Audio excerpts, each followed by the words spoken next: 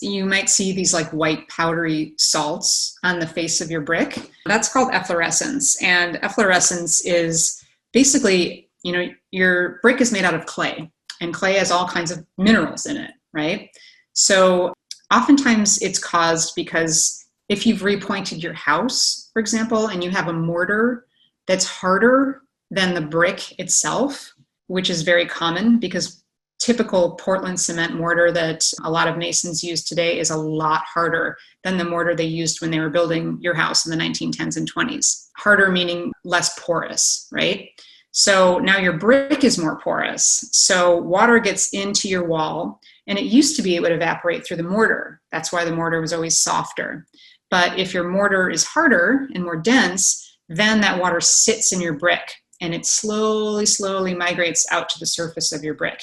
And as it does that, all kinds of minerals and salts and stuff sort of sit on the surface of your brick, right? Is it a big deal?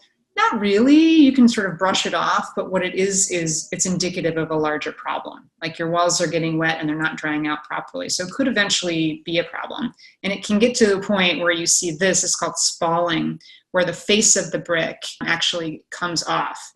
And this is where you've got those crystals and everything within the brick unit, they expand to a point where they just pop off the brick. Your brick is actually pretty soft inside. So when they were making these, back around the turn of the last century, they were, there's no holes in the center of them like newer bricks. They're really, dense and meaty, and they basically have a shell around the outside of it. So a brick is like a tooth, I always say.